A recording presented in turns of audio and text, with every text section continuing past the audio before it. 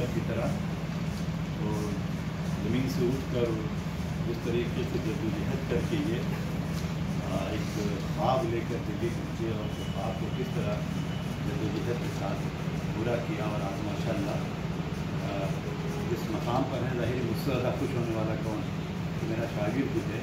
یہی وہ رشتہ ہے باپ بیٹے کا یا استاد و شاگرد کا، جس کی خوشی بالکل سچی ہوتی ہے اپنے شاگردوں کو بھی دیکھ کر۔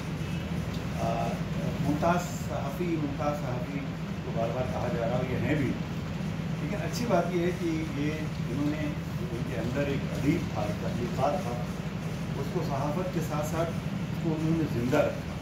کبھی ایک زمانہ تھا جب ادب اور صحافت دونوں ایک ہی خاندان کے تھے، لیکن آپ راستے الگ الگ ہو گئے، لیکن انہوں نے وہاں پہنچ کر ایم اے کر کے یہاں سے گئے، وہاں سے انہوں نے ایم فل کیا، پی ایچ ڈی کیا، ایک سفر نامہ لکھا، اور اب یہ ناول سامنے آیا۔ نثری اصناف میں سب سے مشکل کام ناول کا لکھنا تھا۔ اس کا پلاٹ بڑا ہوتا ہے، تشکیل رکھتے ہیں، ڈسکرپشن پہ کام بھی کیا انہوں نے کہ اس کا تانا بانا، اس کا پلاٹ، اس کی واقعہ نگاری بہت مشکل کام ہے۔ تو اور وہ بھی 300 صفحے کا تقریباً ناول لکھنا 100-150 کا بھی نہیں، ایک بڑا کام انہوں نے انجام دیا۔ میں ان کے اب متن پر اب تھوڑی سی باتیں کروں گا۔ اس کا عنوان ہے کہ فلسفہ حیات کا تعاقب کرتا ہوا ناول۔ تعاقب۔ امریکی نقاد مشل زیرافا نے غلط نہیں کہا کہ ادب کی اصناف میں ناول ہی وہ صنف ہے جو سب سے زیادہ اور پوری گہرائی کے ساتھ انسانی معاشرے کے درمیان سے ہو کر گزرتی ہے۔ ڈی ایچ لارنس نے تو یہاں تک کہہ دیا کہ میں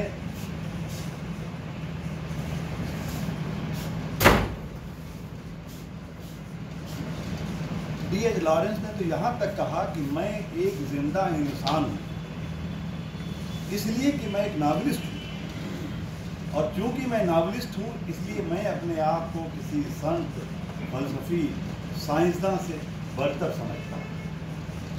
ان اقوال زرعی سے صرف ناول کی اہمیت اور قدر و قیمت کا اندازہ لگایا جا سکتا ہے، لیکن اس کی اپنی کچھ مشکلات بھی ہیں۔ چونکہ اس میں پھیلاؤ ہوتا ہے، اس لیے دنیا کا کوئی بھی موضوع اس میں سما سکتا ہے۔ ورجنا وولف نے یہاں تک کہا کہ ناول شترمرغ کی طرح ہوتا ہے جو سب کچھ ہضم کر جاتا ہے۔ اسی لیے بعض دانشوروں نے ناول نویسی کو سب سے مشکل فن قرار دیا۔ اکثر یہ ہوتا ہے کہ بڑے بڑے تجربہ کار اور مشاق ناول نگاروں کے ہاتھوں سے بھی ناول کا فن پھسل جاتا ہے۔ بھیم چند، قرۃ حیدر، یہاں تک کہ مرزا ہادی رسوا جیسے فنکاروں کے بھی سارے ناول عمدہ نہیں، یہ سب کے سب 2-1 عمدہ ناولوں ہی سے جانے گئے، جبکہ انہوں نے 2-1 سے زیادہ بھی ناول لکھے۔ جب بزرگوں اور ماہروں کی صورت یہ ہے تو کسی نئے اور کم عمر لکھنے والے ناول نگار سے کیا امید کی جا سکتی؟ ڈاکٹر ممتاز عالم رضوی اگرچہ ادب اور صحافت کی دنیا میں برسوں سے مصروف عمل ہیں، انہوں نے پی ایچ ڈی بھی کی ہے اور سفر نامے بھی لکھے ہیں، لیکن تعاقب ان کا پہلا ناول ہے جو حال ہی میں منظر عام پر آیا ہے، جو کہیں کہیں حیران کرتا ہے تو کہیں کہیں پریشان بھی کرتا ہے۔ حیرانی کی بات یہ ہے کہ اس کی ابتدا ہی مکالموں سے ہوتی ہے، جبکہ عام طور پر ناول کا آغاز تمہید یا فضا سازی سے ہوا کرتا ہے۔ اے بھائی، میں کچھ بولنا چاہتا ہوں، کچھ کہنا چاہتا ہوں، کس سے کہوں؟ ارے بھائی، کوئی میری بات تو سنو، میرا مذاق نہ بناؤ، مجھ غریب پر رحم کرو، میری بات سنو، میری بات سنو۔ محض 2 جملوں کی فریاد، کھانے پینے کے مطالبے کے بجائے کچھ سننے سنانے کی طلب اشاروں میں بہت کچھ کہہ دیتی ہے۔ مکالمہ نگاری کا یہ انداز اور اس انداز سے ناول کا آغاز بھی بہت کچھ کہہ دیتا ہے۔ رحیم کے کردار کا یہ نیم پاگل پن کہ کوئی اس کی بات سن لے، ناول کو ابتدا میں ہی تحیر و تجسس کی دنیا میں لے جاتا ہے، اور یہ تجسس ہی قرت کا پہلا زینہ ہوا کرتا ہے، جو کبھی داستانوں میں تھا اب وہ ناول میں داخل ہو گیا ہے کہ اس تجسس کا راست تعلق انسانی فطرت اور جبلت سے ہے۔ اس کا کائنات کی فہم اور ارتقاء इसी पर कायनात की फहम और इर्तिका का दारोमदार भी है। तजस्सुस सिर्फ जासूसी नावलों में नहीं होता, और जो होता है उसमें सिर्फ मुजरिम और कातिल की तलाश होती है। समाजी नौयत के नावलों में इंसान की तलाश होती है, जिंदगी की तलाश होती है। इसीलिए कहा जाता है कि नावल तस्वीर हयात होता है, और अब तो वो तनकीद हयात भी हो गया। रहीम को कुछ और नहीं, सिर्फ जिंदगी चाहिए, इसलिए कि गुजरात के हादसात व फसादात के बाद मौत सस्ती हो गई है और जिंदगी महंगी हो गई। रहीम को जिस तरह जिंदगी चाहिए, उसमें सिर्फ यह ख्वाहिश कि कोई उसकी बात सुन ले, इसलिए कि वो जिंदगी भर दूसरों की सुनता रहा। वाहिद मुतकल्लिम का मुकालमाती अंदाज कई सवाल कायम करता है। रहीम तेजी से दौड़ता है और साथ ही कारी का जहन भी तेजी से दौड़ता चलता है। इन मुकालमों से कुछ गिरह खुलती है। बड़ा मुश्किल दौर है, जब लोग अपने बच्चे की बात नहीं सुन रहे हैं, भाई भाई की नहीं सुन रहा है, बहन बहन की नहीं सुन रही है, तो फिर मेरी बात कौन सुनेगा? और ये सवाल, अब मैं क्या करूं? ऐसे सवाल सिर्फ सवाल नहीं होते, जिंदगी के राज होते हैं, जिंदगी का क्रॉस भी और फ़लसफ़े एहसास भी। मैं क्या करूं? सवाल के आगे बढ़कर ये सब क्या हो रहा है में तब्दील होता है। सवाल का ताल्लुक एहसास व इस्तिराब से तो होता ही है, फिक्र व फ़लसफ़े से भी होता है, जो फिक्शन को भी फ़लसफ़ा बनाता है। इसीलिए लॉरेंस ने यह भी कहा था कि फिक्शन जब तक फ़लसफ़ा न बन जाए, बड़ा फिक्शन कहलाए जाने का हकदार नहीं होता। लेकिन ये भी कि फ़लसफ़ा फिक्शन के बत्न से बरामद होना चाहिए, बलाई की तरह ऊपर ऊपर तैरना नहीं चाहिए। इसी तरह सवालात को भी फिक्री और फितरी तड़प और तजस्सुस के साथ तख्लीक के पराए में ढलना चाहिए, ऊपर ऊपर नहीं तैरना चाहिए। वाक़या तजुर्बा और तजुर्बा फ़लसफ़े में एक फितरी और तख्लीक की रब्त के साथ आना चाहिए। शहर का मंजर, फसादात, लाशों का ढेर, पथराई आँखें और फिर हसरत भरी निगाहें, शायद इन्हीं सब को देखकर रहीम के दिलो दिमाग में सवालात हैं और वो उनका जवाब तलाश करना चाहता है और बहुत कुछ कहना चाहता है, लेकिन अफरा तफरी के माहौल में न कोई सुनने वाला है, न कोई जवाब देने वाला। दरमियान में तलवार और त्रिशूल है, हुकूमत का गुरूर, और ये भी हाकिम को अपनी हुकूमत से प्यार, वो अपनी हुकूमत के लिए कुछ भी कर सकता है। फिर उसी से वाबस्ता बहुत सारे सवालात जो उसका ताक़ुब करते रहते हैं, फिर कुछ इस किस्म का नतीजा सामने आता है, ये सब के सब पागल हैं। हाकिम और हुकूमत की जद में आकर हम सब पागल हुए जाते हैं। बाज़ जुमले न सिर्फ तख्लीकी बल्कि तफ़कीरी हैं, जो गौर व फ़िक्र पर मजबूर करते हैं, लेकिन एक ही किरदार का तवील मुकालमाती अंदाज तफ़कीर को गालिब करता है और कहीं कहीं तख्लीक को पसमंज़र मिल जाता है। जहाँ माजी की पगडंडियाँ हैं, होली, ईद, दिवाली, मुहर्रम, दशहरा, न जाने कैसे कैसे मनाजिर हैं, जिनमें भैरव बाबा का मेला भी है और गेहूँ की खेती भी, और ये जुमला भी जिसमें माशरत और मईशत दोनों पोशीदा हैं। भैरव बाबा का मेला देखने का मज़ा उसी वक्त है जब जेब में कुछ पैसे हों, बग़ैर पैसे के मेला क्या देखना।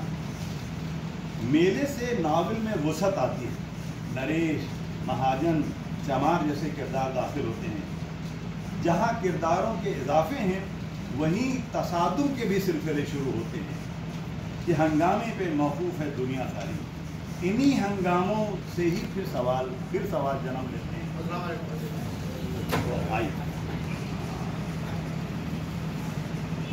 इन्हीं हंगामों से ही सवाल जन्म लेते हैं। ये चमार क्या होता है? और फिर ये जवाब। जब ज़ात, पात, मजहब, मिलत, मुल्क और कौम की बातें समझने लग जाओगे तो ये भी समझ में आता है। लेकिन बड़े होने के बाद कुछ सवालात और फैल गए। ये ज़ात पात क्या होती है? मजहब मिलत किसे कहते हैं? मुल्क और कौम कौन सी चीज़ है? जवाब फिर भी नदारत।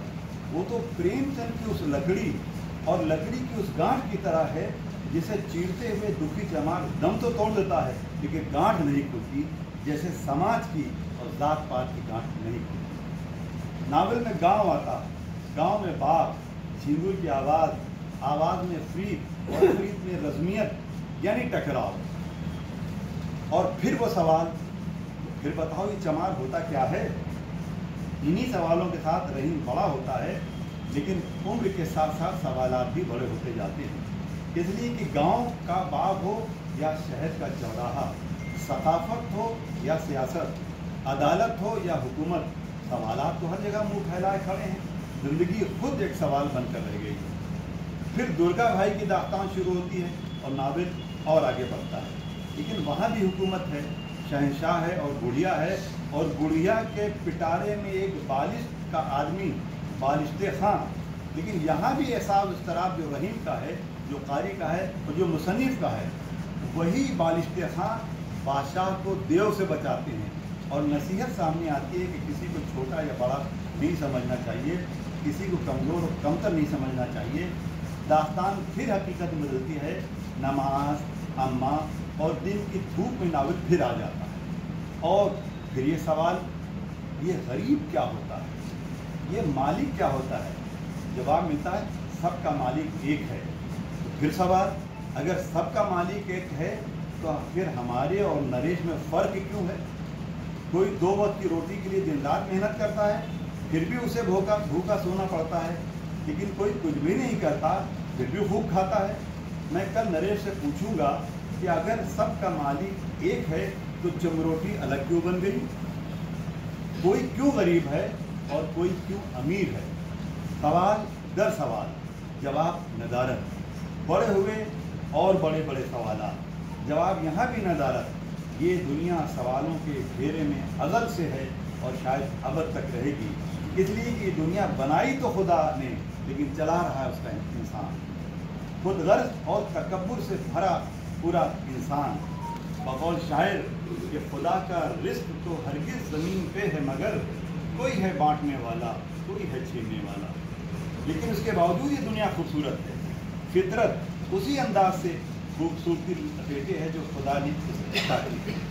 मटर के नीले सफ़ेद फूल, सरसों के पीले पीले फूल, गेहूँ की हरी हरी बालियाँ, फूलों पर ओस की छोटी छोटी बूंदें, ठंडी ठंडी हवा का, ये सब इनकी तहरीर है मुमताज़ की। परिंदों का अपने अपने घोंसलों से निकलकर खेतों में बैठकर शोर मचाना, अनको जोग्राफिया, फितरत और इंसानी फितरत के तालमेल से दुनिया चलती है। बदसूरती खूबसूरती में ढलती है। सवाल जवाब से टकराते हैं, जवाब से फिर सवाल पैदा होते हैं।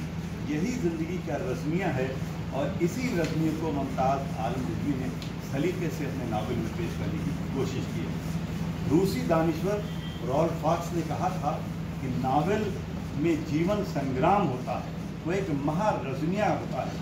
ये रज़्मिया नावल में तरह तरह से दर आता है। रहीम, नरेश का सवाल और जवाब भी तो रज़्मिया ही है। ना बराबरी, हक़ तलफ़ी और महरूमी और मायूसी से सवालात जन्म लेते हैं। सवाल सिर्फ सवाल नहीं होते, बल्कि उनके पीछे छुपी नाआसूदगी और महरूमी की एक दास्तान होती है। नावलनिगार इन सवालात के ज़रिए इस दुनिया और दास्तान तक पहुँचाने की कोशिश करता है जहाँ से नाआसूदगियाँ और महरूमियाँ जन्म ले रही हैं। ये गोरे ताजिर कहाँ चले गए, अब हमारे मुल्क पर काले ताजिरों का कब्जा है। ये महज जुमले नहीं हैं, दास्तान दर्द के वो मुहावरे हैं जो खून जिगर से रकम हुए हैं। नावल के कैनवस पर इसी खून की लाली छाती रहती है, जिससे वो दास्तान हयात लिखता है। और नावल का असल मत्न तो दास्तान हयात ही होता है। हयात के पीछे ज़ख्म और सर्द गर्म, गर्दिश अयाम के लैल व नहार और हजरत इंसान के दुख और आज़ाद से सवाल। कहीं कहीं सवाल ज़्यादा झलकते हैं, जबकि उनको बातिन में पोशीदा रहना चाहिए, बैन सुतूर से झांकना चाहिए। नावल में पहले किस्सा होना चाहिए, किस्से में तजुर्बा और फिर आखिर में तजुर्बे से फ़लसफ़ा। सिर्फ फ़लसफ़े से किताब फ़लसफ़ियाना दस्तावेज़ तो हो सकता है, नावल नहीं। इसलिए कि नावल को सबसे पहले नावल होना चाहिए, ख्वाह उसका मौजूद कुछ भी हो।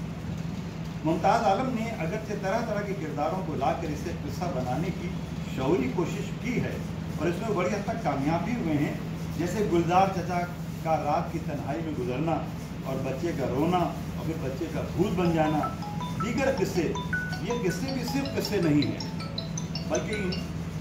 बल्कि इंसानी वारदात के तजुर्बे हैं, जिससे ज़िंदगी का तारुकू तैयार होता है। ये जुमला देखिए, जलवा क्या लाला, वो ज़माना ही कुछ और था। अब तो ऐसे से जवान हैं कि मालूम होता है कि जवानी उनके बगल से मुस्कुरा कर निकल गई। अरे भाई, मेहनत इतनी करते थे कि आटा क्या, अगर लोहा भी खा लेते तो हजम हो जाता। अब आज के लौंडों को देख लो, खाते कुछ नहीं, गाते ऐसा है जैसे इनसे बड़ा ताकतवर कोई है ही नहीं, बस फैशन ही फैशन। इन जुमलों में सिर्फ तंज या तमस्सुर नहीं, बल्कि बदलती हुई तहजीब के इशारे हैं। इंसानी इर्तिका का वो बदलाव जहाँ अशरफ आलात से घेरे में है और तब्दील के शिकवे हैं। फिर सवालात तो जन्म लेंगे और हसास इंसान का ताक़ुब तो करेंगे। इसलिए नावल का उन्वान ताक़ुब है। अच्छी बात यह है कि ताक़ुब दास्तान और हकीकत के दरमियान से निकल कर आता है, मावराई शक्ल में, लेकिन उसकी शक्ल हकीकी ही कायम रहती है। ये मुमताज़ का अपना फ़न है और अपनी मखसूस पेशकश जिसे सराहा जाना चाहिए। अभी गुलजार चाचा थे, अब बिस्मिल्लाह मियाँ हैं, और पंडित जी भी जो अजान से बेदार होते। ख्याल है पंडित जी अजान से कुछ लोगों को खलल पड़ता है, लेकिन पंडित जी बेदार होते हैं। चंदू चचा, टांगे वाला, कर्ज की सब बड़े मामूली किरदार हैं जिन्हें ठीक से 2 वक्त की रोटी भी नसीब नहीं। यही ज़िंदगी की हकीकत है और इसी हकीकत को फनकार फ़न में ढालता है और ज़िंदगी के मामूलीपन से गैर मामूलीपन पैदा करता है। मुमताज़ का ये पूरा नावल ज़िंदगी के इसी मामूलीपन से ही अपना खाका तैयार करता है, जिसको मुसन्निफ़ ने टुकड़ों टुकड़ों में पेश करके अपनी हकीकी तरतीब और तस्सीम के ज़रिए फ़िक्शन की इकाई में ढालने की कामयाब कोशिश की है। कहीं ज़ोर ज़बरदस्ती है, कहीं नसबंदी है, कहीं चमरोटी है, कहीं आवारागर्दी है, लेकिन इसी आवारगी में कहीं ज़ोर ज़बरदस्ती है, कहीं नसबंदी है, कहीं चमरोटी है, कहीं आवारागर्दी, लेकिन इसी आवारगी में संजीदगी है और संजीदा मासूमाना सवालात। इंसानों के अंदर मालिक बनने का शौक़ क्यों पैदा हुआ? अल्लाह जुल्म करने वालों को मालिक बनने की इजाज़त क्यों दे देता है? अल्लाह को मानने वाले लोग इंसानों को मालिक कैसे मान लेते हैं? जब सबका मालिक अल्लाह है, खुदा है, तो इंसानों को मालिक कैसे मान लेते हैं? कहीं कहीं ऐसे जवाबात भी हैं।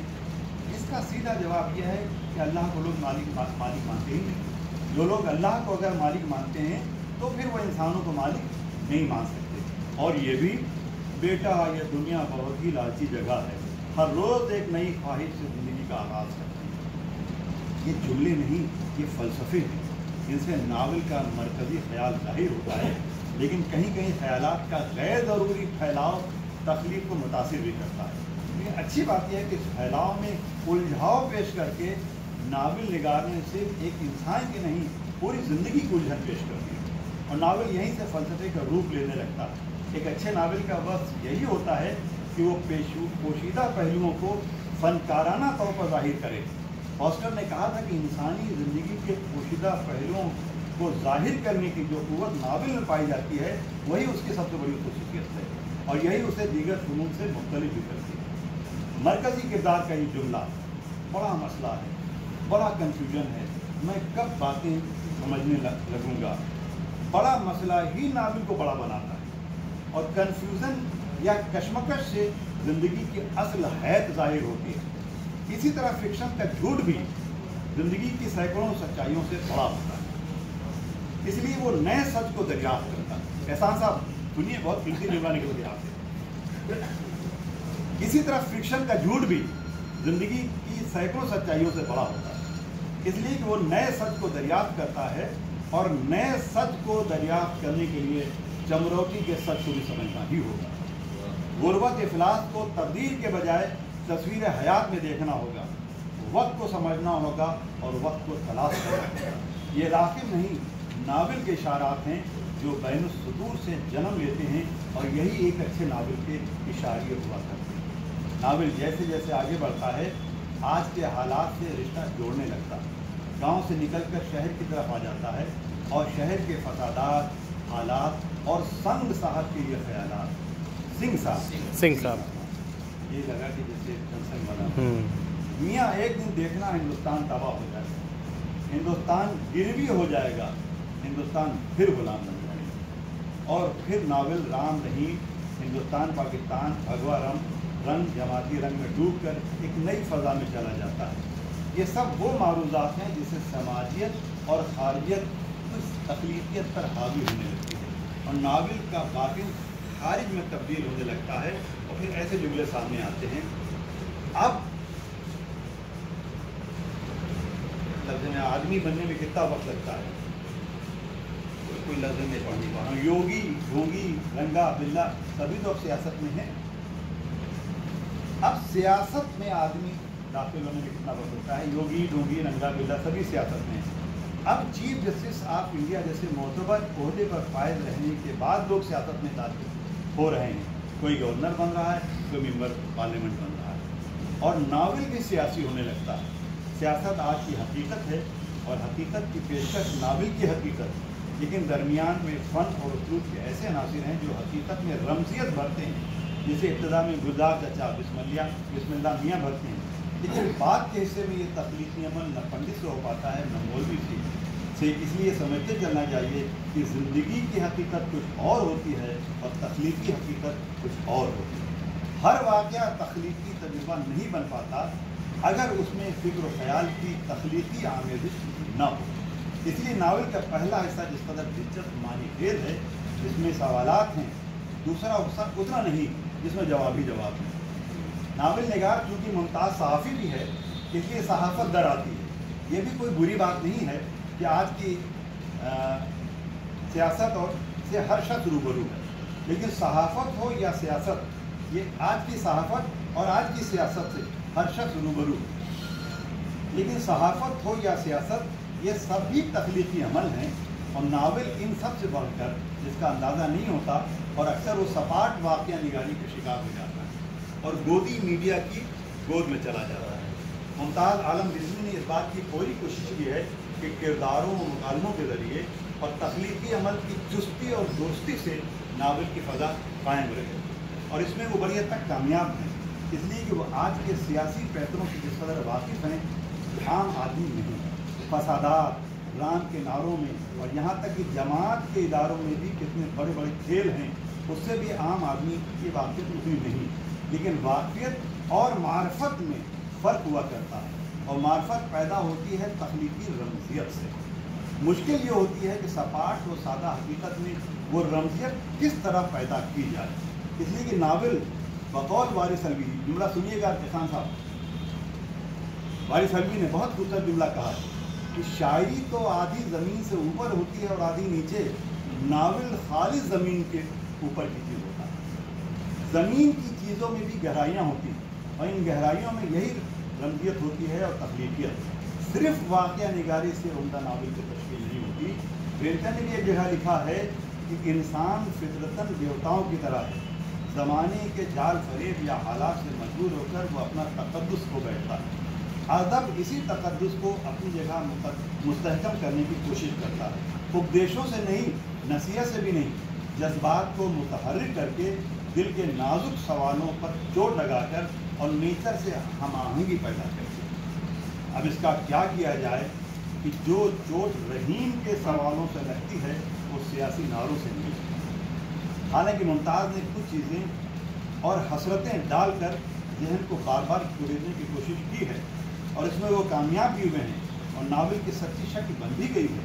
لیکن یہ بھی کہ ناول ادراک سے زیادہ اطلاعات کے سہارے آگے بڑھتا ہے. اسے بچاتا ہے ناول کا آخری صفحہ, یہ رحیم جو اب بڑے ہیں اور ان حالات اور حادثات کا شکار, وہ یہ کہتے ہیں کہ حقیقت یہ ہے کہ ابھی بھی میں بچہ ہوں, مجھے ابھی بھی میرے سوالوں کے جواب نہیں